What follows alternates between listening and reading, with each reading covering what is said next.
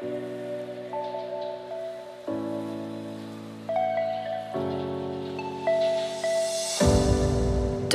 overthink things, baby, 'cause I know that you do. You've been a stranger lately, and I know that's not you. Easy come, easy go, no need to fight about it. Easy come, easy go, no stress, I'm good without it. Easy come, easy go, let's keep it fun and simple. Easy come, easy go.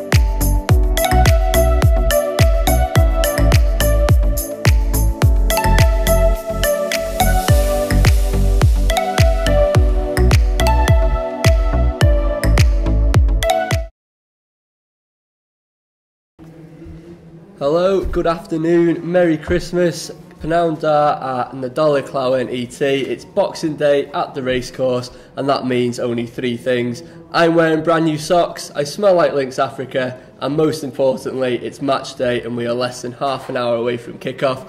We've got the team news to bring you in just a moment, but first of all, I'm joined by Lee Milford. And Lee, what a game we could be in for today. Wrexham v Salford City, third v second in the Vanarama National League. These are the sort of fixtures you look forward to all season, aren't they? Absolutely. Boxing Day is a massive day for football anyway, so to be playing a team like Salford, who are going to be up there end of the season, have been up there, well, not for the first month of the season actually. They had a bit of a rough start, but they're into it now where we'd expect them. No, it's a massive game, big crowd expected. The players have really got to perform today, I think.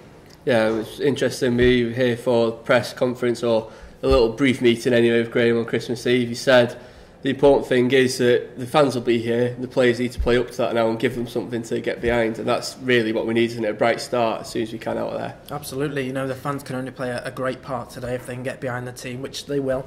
You know, they do when they turn out in their 4,000, 5,000, so to hear that there could be 8,000 here today, you know, it's going to be a hell of a crowd, hell of an atmosphere, and you know, I think the players have got to give something back as well. We've got to see a good performance today because, you know, if we give a good performance, not only could we get 3 points, but it brings the fans back as well, which I think is a great thing for this club. So we'll go on to the players charged with delivering that performance. It's an unchanged lineup for Wrexham, which means it's as follows: number 18, Rob Lainton; number 3, James Jennings; number 5, the captain, Sean Pearson; number 7, Luke Summerfield; 13, Mark Carrington; 14, Paul Rufford; 16, Brad Walker; 20, Akil Wright; 23, Stuart Bevan; 30, Jake Lawler against his old club; and number 32, Bobby Grant. A couple of changes on the bench: number 1, Christian Dibble; number 4, Manny Smith back in the playing squad; number 10, Chris Holroyd; number 17, Nicky Devedix; and number 29, potential home debut for our new loanee from Tranmere, Ben Tollett. We'll move on to Salford in a minute, but he's kept the faith with the team. I suppose that's a testament to the fact that, but for the result, the performance was there against Aldershot. Yeah, absolutely. The performance has been there, and I think it's been there for quite a few games now. It's just the fact of the goals that we're missing out on. And, you know, they've got a chance today to prove against the top team that they can do it. Otherwise, they've got that, you know, we've got Ben Tollett on the bench as well, who I think, although not a striker, he can contribute to goals for sure. So maybe that could push them to maybe get them goals now that they need to keep their place in the team. Also, Chris Holroyd, who's got a point to prove as well if he comes off the bench. No, it's a good team, but like we say, it's goals that we need, and that's what's been missing. I suppose the system, if we're looking at that lineup, I guess we'd expect that diamond again with Paul Rufford in behind. There are options, of course, to mix up. It seems quite a fluid lineup, but I guess it'll be Carrington right back, Pearson, Lawler, Jennings, then a combination of Summerfield, Wright and Walker in the middle, probably Walker sitting deepest, Rufford in front, Grant and Bevan. It's been working well, hasn't it? Albeit the goals, like you said, didn't come at the weekend.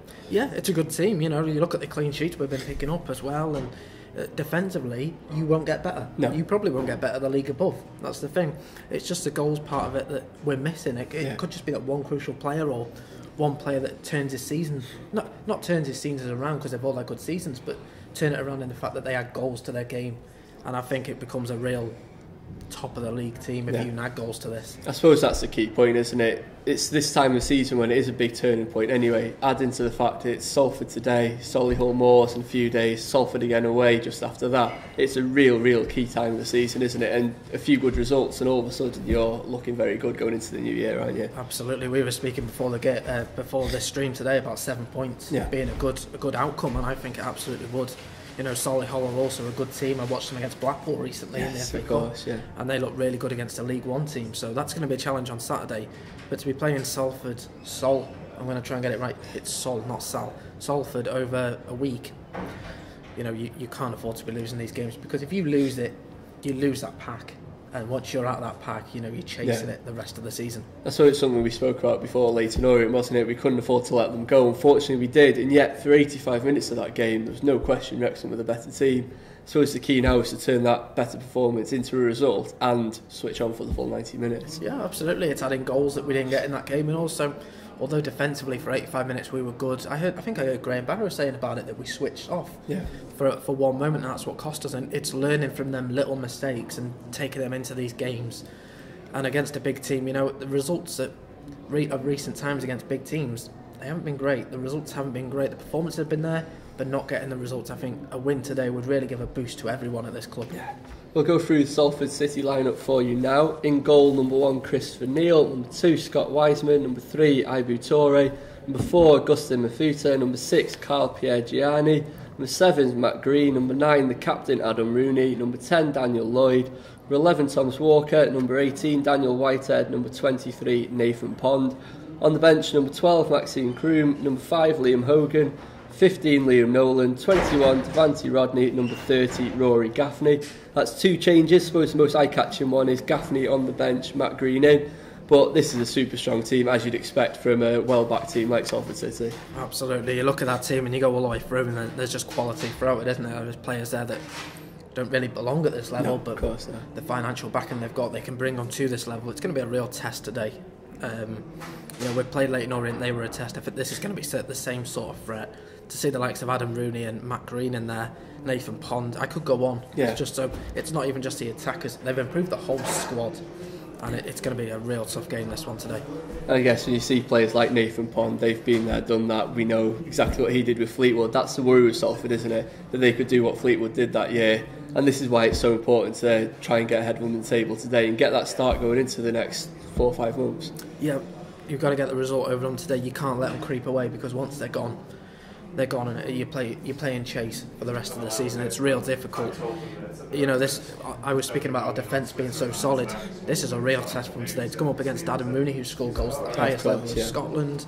Matt Green was only playing Championship football a couple of seasons ago, maybe last season, I'm not too sure, for Birmingham. So it's a real test for the side. And like we say, Nathan Pond, we saw it with Fleetwood, and he didn't just take them up, he stayed with them to League One and played League One football. So a real leader at the back there, and surprisingly not captain.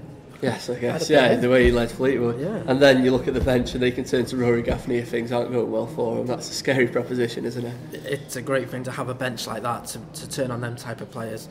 You know, he came from Bristol Rovers, am I right? And that sort of level is a good level, and to bring him down here, a real threat off the bench. Yeah, go back through the Wrexham lineup one more time for you. We're about 18 minutes away from kick-off. It's starting to fill up here at the racecourse. Opened the lower university end as well, of course, so the Tech Paddock for those with a longer memory. It's going to be a classic game, and this is the Wrexham lineup for it. Number 18, Rob Lainton. Number 13, Mark Carrington at right back. Number 5, Sean Pearson. Number 30, Jake Lawler at the back. Number 3, James Jennings, left back. The midfield 3, number 16, Brad Walker. Number 7, Luke Summerfield. And number 20, Akil Wright. Lost my thread there. 14, Paul Rufford in behind them, and then up front, number 23, Stuart Bevan, number 32, Bobby Grant. The bench, Christian Dibble, Manny Smith, Chris Holroyd, Nicky Devidix and Ben Tollett. For Salford, one more time, number 1, Christopher Neal, number 2, Scott Wiseman, number 3, Ibu Toure, 4, Augustin Mafuta, number 6, Carl Pierre Gianni, 7, Matt Green, 9, Adam Rooney, 10, Daniel Lloyd, 11, Tom Walker, 18, Daniel Whitehead, and number 23, Nathan Pond, with Maxime Kroom, Liam Hogan, Liam Nolan, Devante Rodney and Rory Gaffney on the bench. There's still just about time to get yourself down here if you're still pondering it. It's filling up out there. It's going to be a great atmosphere. And if you can't join it, make sure you're in touch on our social media channels. We'll have Lucy Scott with Mark Griffiths on Callan FM, and also live on our Twitter and our Facebook for updates. We will join you after the game. Lee and myself will be joined by Lucy to dissect what we're hoping will be a game that lives up to its billing. It should be a classic. And we'll leave one final thing, as we always do. Score prediction, Lee? 1-0 Wrexham. 1-0. I think we'll all take a 1-0 Wrexham, won't we, today? Thank you very much for joining us, and we will chat to you later on.